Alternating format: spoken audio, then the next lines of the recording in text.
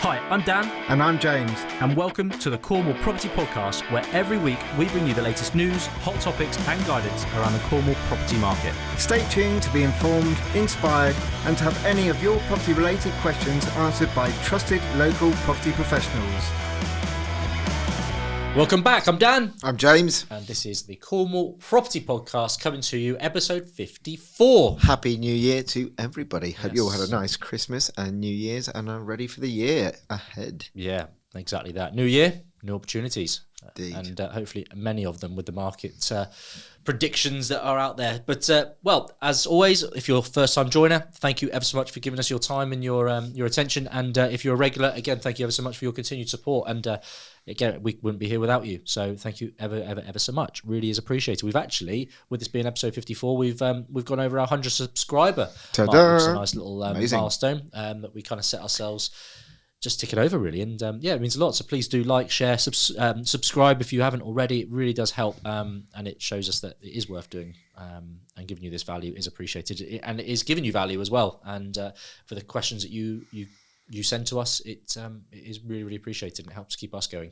And as the host, it's also nice to know people are listening, which is always an added bonus, isn't it? So yeah, exactly that. Very good point. But look, guys, if you're not familiar, we do a podcast release every Sunday, and it's every week. So one Sunday we'll have a market update. The following Sunday will be an Ask Dan and James episode, whereby you have the opportunity to ask us any of your property-related questions, and we do our best to give you as much guidance and advice as we possibly can.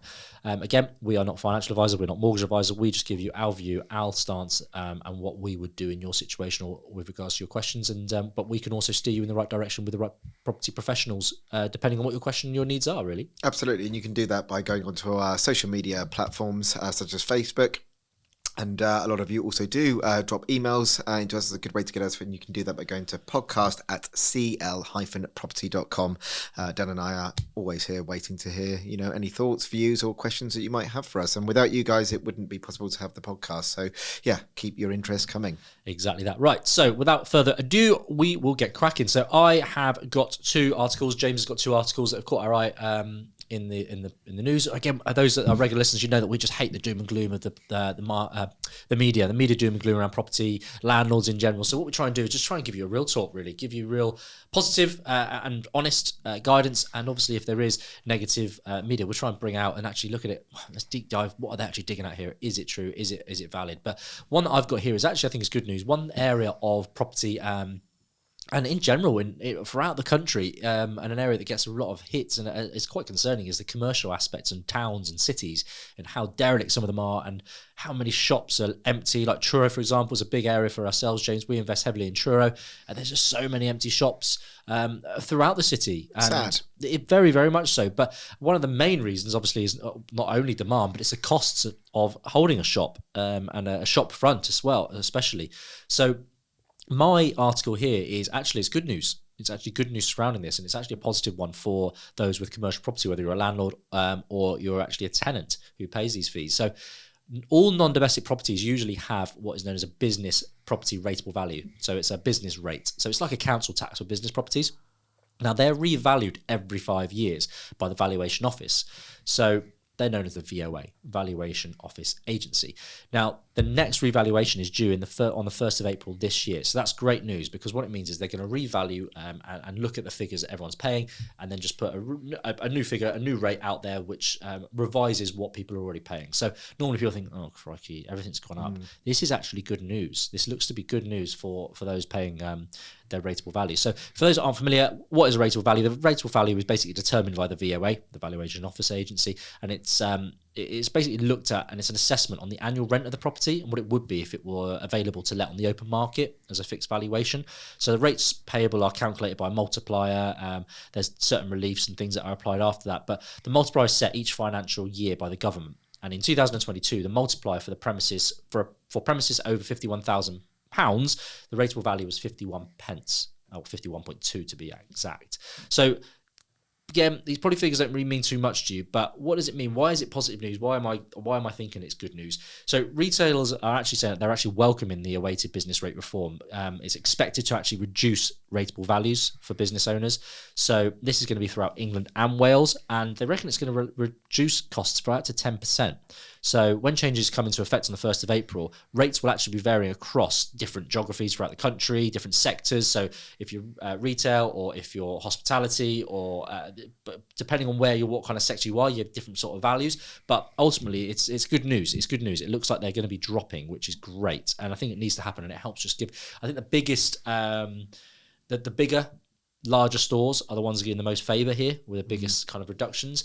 But I think it's great news, and I think it's really, really positive, and it's only going to help the high street, I feel. Yeah, I think it's a good strategy, really. I mean, you have to know that the shops, they also pay a 3-letter word called tax. So obviously that's more money for the government coming in. So they need to, I think, incentivise, people to, take on these shops. And there's big pros with people coming back to the shops because it brings back more community, like you say in Truro. There's certain parts of the day, especially on the weekend, on a Sunday, everybody knows, like in Truro, at 4:00 it's dead. There's just nowhere that is kind of open, no coffee shops, nothing like that. So it'd be good to see more come back. And I think you're right. It's the cost of these shops while they're not being open, but it's also the online presence because so many people know they can save on the overhead. I'm guilty. Yeah. Oh, yeah. We all are. They've got to do something, and I think this is a good start to encourage people to take on those shops. For sure. To give a little bit more context to this, like the revaluation figures favour the larger stores. So like that's where by a larger store we're looking at 1,850 square metres. So that's a nice chunky store there, and they're likely to see these rates reduced by a third compared to like the smaller stores at around like 750 square meters, where they'll only see like reductions of about 8%. But ultimately, we're going to be seeing reductions for those types of premises and properties, which I think is only good news, as we've said. Yeah. So a second article for myself is regarding, it's actually quite an interesting one, really. And it's a Rightmove article. Again, all of the links to these articles that we referenced today and we refer to, they are all in the show notes. So if you want to have a little gander and have a little bit more read in depth, then obviously you can do that. Look on the show notes and we've got the links there. So this is actually looking at the number of people that are put on their houses over the Christmas period. And actually, interestingly, on Boxing Day, it's gone up by 46% year on year. And this is from Rightmove data. So number of people putting their homes up for sale on Boxing Day soared by 46% compared to last year. Now, there's a number of reasons for this. I'm sure you can look into it in another context, but the article goes on to say that obviously people are looking around what's happening. They're making New Year's resolutions, thinking, are we happy? Can we afford to be here? There's many other options, but the 26th of December seems to be the date that everyone kind of, sat on the sofa. I'm all stuffed with turkey and I knew what we should put the mask on the market. Should we shift it? Quite interesting figures, really. I thought that was just one. The number of views on homes for sale on Rightmove jumped by 20% between the week of Christmas and Boxing Day week. So again, week up to Christmas, I don't think that's a real surprise, really. If you look at the figures, people are gearing up for Christmas. Christmas is here. However, 20% more views on Rightmove the week after Christmas. I don't think that's a surprise, really. People have got more time and they're a bit more chilled, I think. But ultimately, I think it's positive. There's movement. People are still looking to sell. People need housing. Again, how quick they sell comes down to the prices and the motivation, of course. But just thought it was an interesting stat, really. Yeah, very much so. I'd like to know what agents are working on Christmas Day to put them off. They probably scheduled them to go live. I was going to say, someone's getting double time or something. But, it's really interesting. And people do generally look for the sales. I was guilty of that. Bought myself a new dry bag for the beach. I think it's, it's good that there is still demand and people are looking, It's going to be a very interesting year. But I'm still hopeful for the housing market here in Cornwall. I think it will be another busy one for sure. Definitely. So, talking about properties and Cornwall, I know often when I do my headlines, I'm going down the financial routes and the rates and this, that, and the other. But actually, from where we were before Christmas, the rates actually haven't changed that much. So I've completely gone away from that and gone for something a little bit more emotional. Don't worry, I'm not going to cry, but I did see a headline, and I think it's quite. You don't often see headlines like this. I found this. It was a Smoove article on mortgagestrategy.co.uk, and the headline was "Home buying remains a stressful life experience." Now, I know this is a property podcast. I'm not trying to put people off from buying property because we're trying to encourage it, especially down here in Cornwall, to help tackle the housing crisis. But a few facts on here I found was really interesting. So the article went on to explain that buying a home is one of life's most stressful experiences, say 90% of property owners, according to this article by Smoove. The biggest anxieties among home movers are the length of time required to complete the process, say 40%, the lack of uncertainty, 34%, and the wait for exchange and completion dates to be finalised, 33% says the property platforms on the home movers report. So people actually find it very, very stressful to buy a property. Now, we've done it ourselves. We're developers. We're a little bit more used to it. But I think what I've taken from this article, that it's actually okay to know that it is a stressful process. And often in our podcast episodes, we always sort of harp on about saying, get people behind you, get a good broker, get a good solicitors, because you don't have to be on your own when you're buying a property. You need these people behind you to make the process, slightly less stressful, albeit if you're doing it as an investment, that's one thing, but if you're doing it for yourself, you've literally got to pack up your house and your children if you've got them. It is very stressful to move into what you hope is going to be a nice home and you haven't made a mistake, because let's be honest, if you're moving house, you can only do so much research on it. You only see it a couple of times, and then you might have the anxieties when you move in there. Is it actually going to be the right place for you or your family? Dan, you got some thoughts on? I know you love it. I don't really love it, but this article is related to you physically moving home. But I relate it to, obviously, us being property investors and developers. That I think it's just as stressful in not moving but purchasing, because although it's not necessarily as physically, emotionally draining in that we've got to pack everything up and move it all, that is ultimately maximum stress. But for us, you've obviously got the lending, the borrowing. You've got a lot of pieces of the puzzle that you've got to make sure that all fit into play. If you're borrowing from investors, you need to make sure you've got the adequate security for them, making sure you get the money agreed in the right time frames, making sure the solicitors are on the back. There's just so many moving parts. So many moving parts. You've got to get all moving at the same time, all on the same sheet.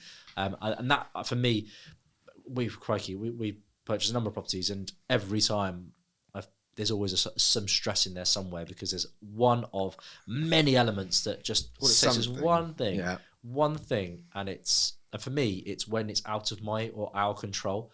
That's the most frustrating and the worrying part, because you're relying on other people.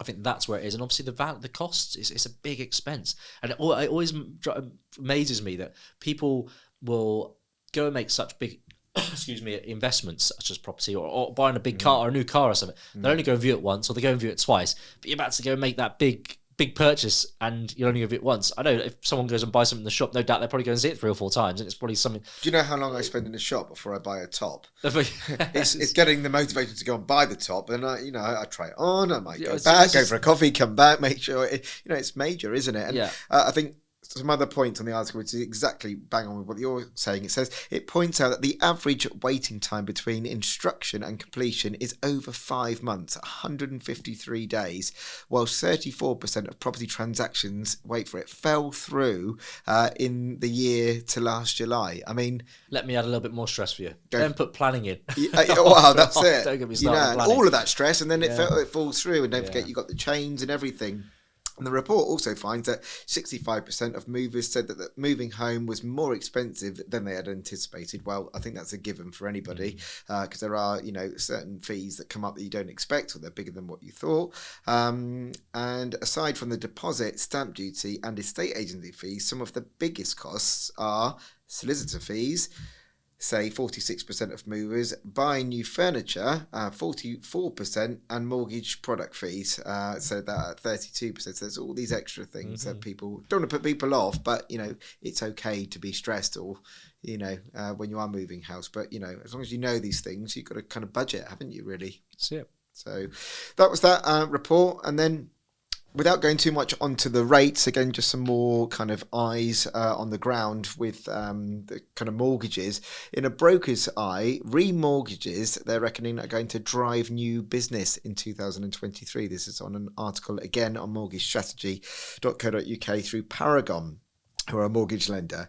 The majority of brokers, 78%, believe that remortgaging will be the strongest engine of new business growth in 2023. As I said, this is a survey carried out by Paragon Bank.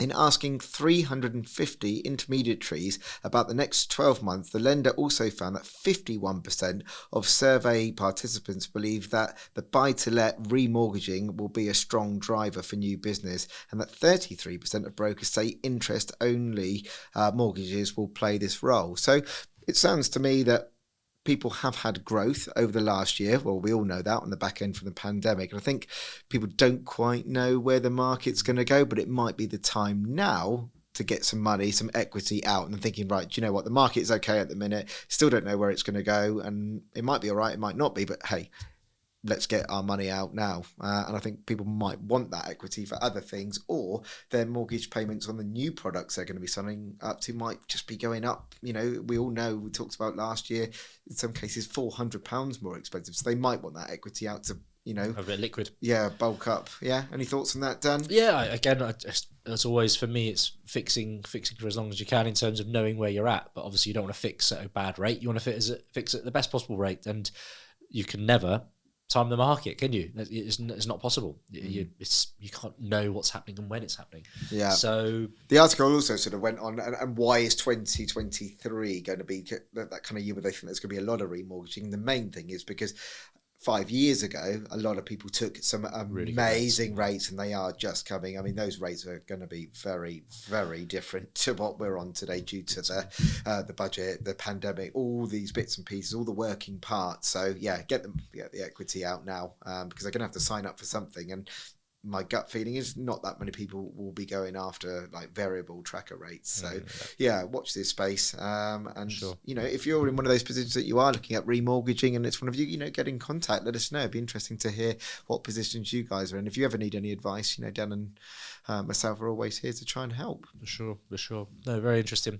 Well, guys, look, this is the part of the episode now that we will do our property picks of the week. So Dan, I will pick a commercial property or opportunity that is currently on the market here in Cornwall. That is something, obviously we're trying to steer this to the Cornwall housing crisis. We know that there's not enough properties available for Cornish people, for Cornish folks. So we want to help get more people invested in property, get more people involved with property, to help bring some more stock to the market to help house these people that are really struggling for homes right now. So the one that's caught my eye, again, you can watch this on YouTube if you're watching the videos. If you're listening to the podcast on obviously your Apple Podcasts or Spotify or however you choose to listen to your podcast, you can see on the show notes a link to the Rightmove article or the advert, so you can see the property in full time in live yourself. So this is actually a plot of land. So Barton Lane, Fradham, so just outside St. Column. Currently up guide price of 200,000, which I don't think is unrealistic for a plot of land. There is, however, no planning currently on the land, which is why I think it's quite a steep purchase. If it's unconsented land, then yeah, there's not other than the actual plot itself. Where's the value coming from? You're going to still have to do the hard work. So if you see on the pictures, you see the couple of pictures of the actual site, and then you can see a nice aerial shot of the title kind of area. So it literally is just a small section of garden area here that is being sold off. So it's 0.083 acres. So it's big enough for a 2-3 bed house, really, on a corner plot. Not a bad spot, but a nice opportunity for someone either to come and get a self-building, or potentially just to build to sell or build to rent, possibly. So the nice thing here, so this is up, as I say, guide price of 200,000. It's on with Bradley's estate agents as well. A nice, great bunch in there. Indeed. Richard and the team, we can help get you guys introduced as well if you want to. But again, the nice thing is that they are expecting a conditional offers. So they're happy to accept conditional exchanges, but it is subject to the type of planning on what you're planning to put in consents for. So look, they're asking for a non-refundable reservation fee of £1,500. So if you want it, we'll reserve it. We'll move forward with conditional exchange. So we're basically saying we'll exchange we'll purchase this for X amount subject to planning. Well, they've said, well, look, let us know what you're going to put in planning for. If we're happy and we agree with that, we'll ask for £1,500 to secure it for yourself. So I don't think that's unreasonable. I think it's a nice little opportunity for someone, especially if you're looking for a self-build. Fradden's a great area, great location in terms of practicalities. Off the A30, not far from Newquay. I think it's a nice possible investment opportunity there. Definitely quite nice. Letting you have conditions, obviously, albeit the joys of planning. You go, indeed, but at least there's something there. It's not just buy it as seen, so that's quite good. James, what you got for us? I, on the other hand, have got a property in St Stephen, just outside St Austell, and quite a popular location. Dan's smiling at me like I've pronounced it wrong. Go on, Dan. Stephen, yeah. St Stephen, there he goes. And this is, I think this is a really good opportunity here at the moment, because there's definitely value to be added. It's on the market at 140,000 with Millicent.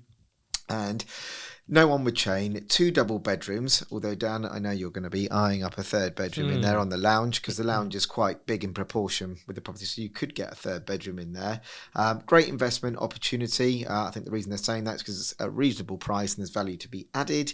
They've got an expected rental income of £750 per calendar month, so just loosely in my mind, I think there would be, a decent bit of money to be made each month on the mortgage, and you would obviously have the capital appreciation. So to me, this is screaming out for a family. It's also size that garden. I know, it's big, large rear garden, and they've also sort of mentioned that although it is on-road parking, subject to planning and everything, you could actually put parking in there as well with the drop-down curb or something like that. But it needs a full gut for sure. But with these properties we like, it's been empty for a while, and I think there's great value to be added here. I think it's a decent and popular location. And really good. I like it, actually. I do like it. What am I thinking? Where can I add some value? Obviously, in the obvious, just decorative upgrades and making it nice and habitable. But I'm thinking, obviously you can't really make these assumptions until you see it. But I'm thinking, could that large bedroom upstairs, which I imagine is the master, could you split that bedroom up? Obviously, you need a window in a bedroom, so you need to add an additional window. But I'm thinking, if you're watching this on YouTube, you can see my mouse here. In my head, I'm thinking, is there some way we can maybe just take a nick off this bedroom 2, make access into this rear, make a smaller maybe, but 3rd bedroom? You'd probably need to put another window here or here, as legally and standards wise, you need to have a window for natural light into a bedroom. But yeah, I think that might be a little opportunity to make even a 3rd bedroom / study / nursery, possibly. And it's versatile. There's a number of things you can do with it. Part of me also wants to. What I would do then is I'd also check the title or get a street view as well, and just see, because that land at the back is nice, and just see if there is it possible to get access to the back of that land. Is that a little development opportunity in the garden as well there, perhaps? But yeah, you can see straight away how our heads kind of spin at these sort of opportunities. But again, it's a great. It's an empty house in a really poor state currently. It'd be great to see someone bring that back to the market. And St Stephen's a little popular little see somebody area. Living there, because there isn't at the moment. Empty house, housing crisis. Let's get it filled. Exactly that. But guys, that brings us to the close of this episode. I hope you have taken some value, have enjoyed listening, and thank you if you're still with us.